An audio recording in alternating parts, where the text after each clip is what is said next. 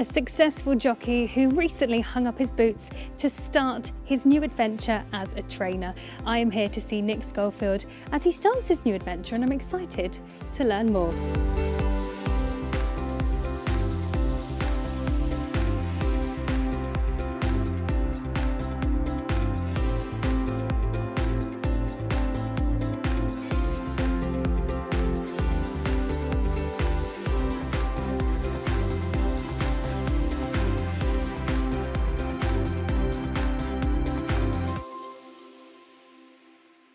Well, you may recognise this man from being in the saddle, former Grade 1 winning, Cheltenham Festival winning jockey Nick Scholfield has now turned his hand to training. Before we get into that, I'm excited to know about your new venture. But for those that don't know, can you tell us about you and what you did in the racing industry? Yeah, I was 20 years as a professional jockey. I was show jump before that, and until I was 16, and then now I've gone into this. So third time lucky, I don't know, something like that. I mean, you're quite blasé about it, but you had a long career as a jockey. Yeah, 20 years is a long time, like dieting, travelling, but every jockey does it, and it's just part. But I wouldn't change it for the world. I had a great time and really enjoyed it, but it's just getting old. At what point did you think to yourself, actually, this is an avenue I want to go down?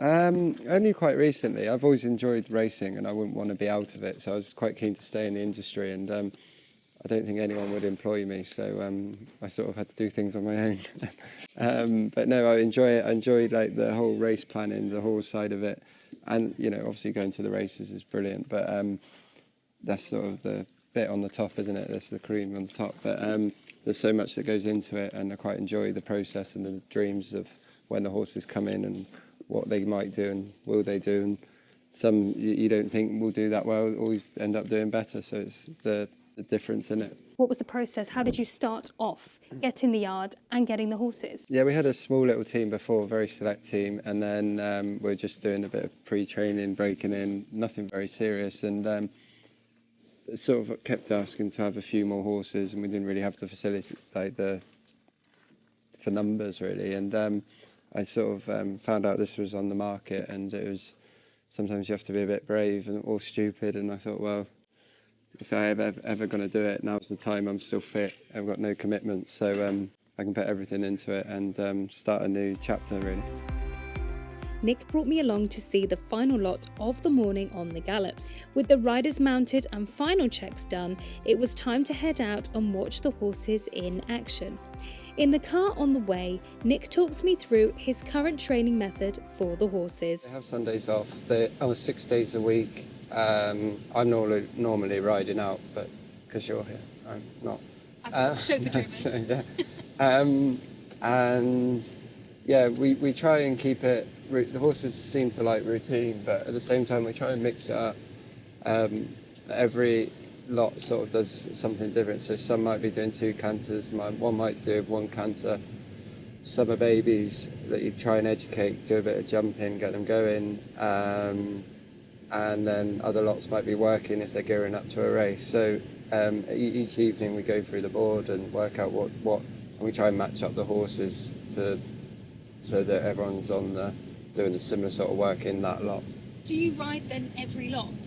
Yeah, I ride out if I haven't got something on, I'd ride out every lot. Yeah, and I try and ride a different horse each day, so I sort of know what's going on. But yeah, we've got quite good riders, so I sort of listen to what they tell me as well. The Lambourn Jockey Club estates, they have put in tracks, so they go through bridleways and tracks, but it's all got AstroTurf the whole way through, so they actually don't have to hit the main road, they just go the back way, and it's actually longer to drive than it is to ride. Pay ground rent, sorry. Yeah, each horse has a gallop fee of every month. I think its average is around £180 plus VAT. Which you have to factor into your training fees, I guess. But at the same time, you've got all the facilities you need here, so you're not having to take them away too much.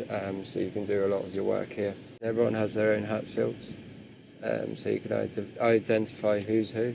Oh, I see. So Yeah. I thought that was like a uniform colour that you Yeah, had for brand. it is uniform, but yeah, I think it's just in case there's any accident, or you can tell whose horses they are. All right. We're just going to drive down the gallop. So this is just a hill gallop, it's sort of a maintenance gallop.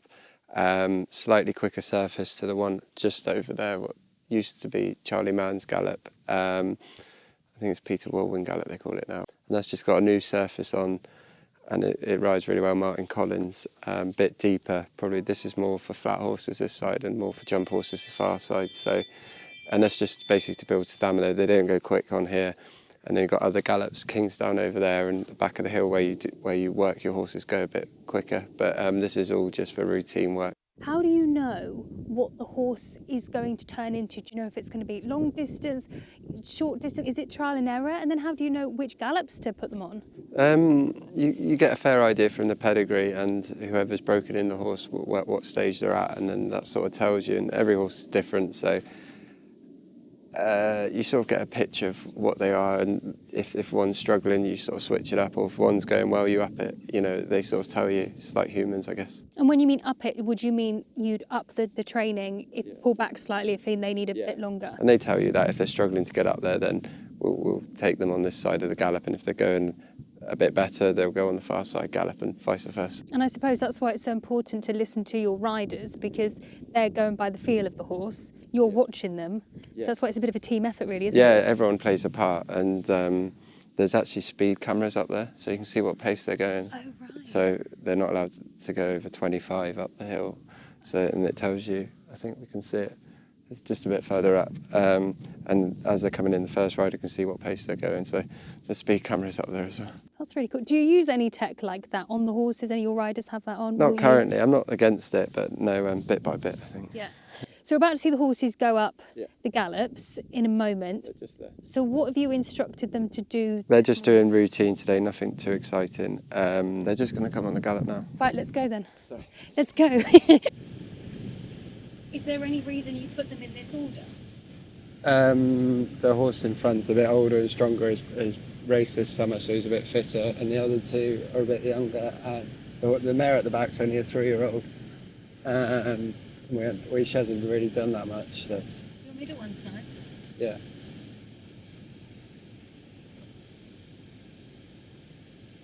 So they'll go all the way round to the end then. With the final lot now finished on the gallops, the horses begin their journey back to the yard. They trot part of the way to build up fitness, and then they ease down to a walk as they get closer to the yard. This gives them plenty of time to cool down after their exercise. On the way back, I hopped in with Hannah, Nick's partner, who is a true all-rounder at the yard. She drives alongside the horses to check in with the riders to get their feedback. The operation of running a racing yard is very much a team effort, and everybody involved plays a key role, especially this next person we're about to meet.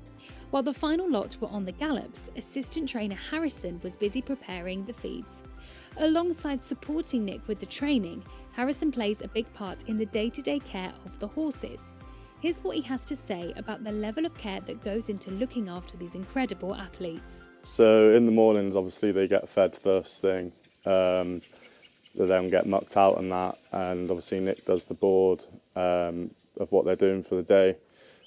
So they go out, and once they come back, it's just about washing them down, checking that they're all right, they're sound from after their work and that. And here we're quite lucky that they get to turn them out. Obviously, especially in the summer, there's some paddocks just at the top, so they're all really happy to go out there, and it just gives them a bit of downtime, I suppose. They love going out, and it's just nice to them, so they're not locked in the stable all day.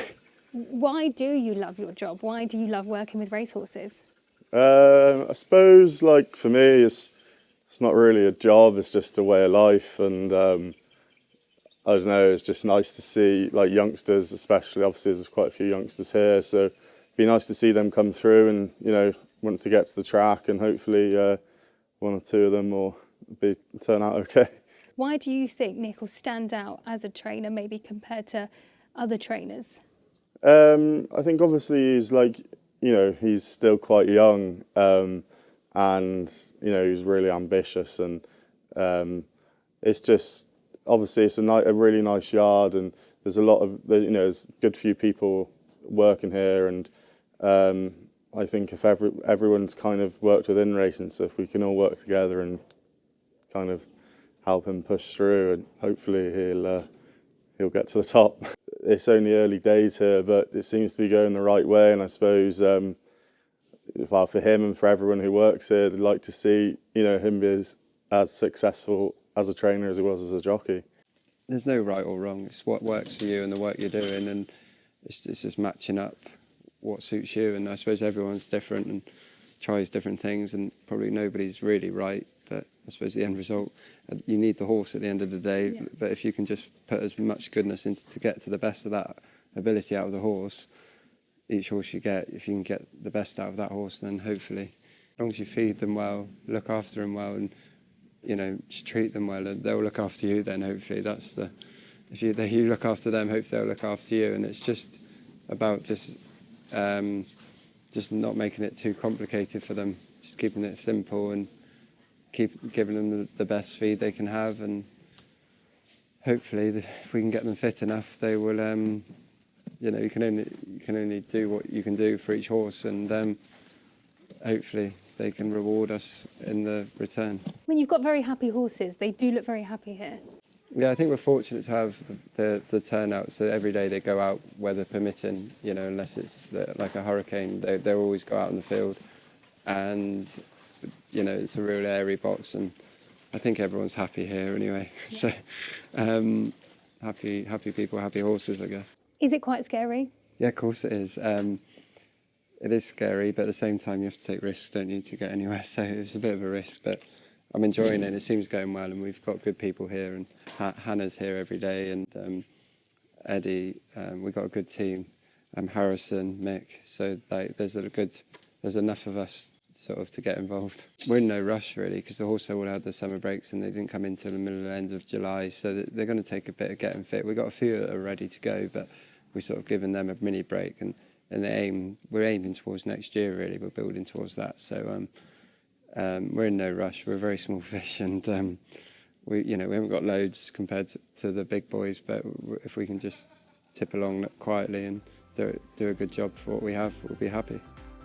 He may have turned the page on his career as a jockey, but as a trainer, Nick's chapter is only just beginning.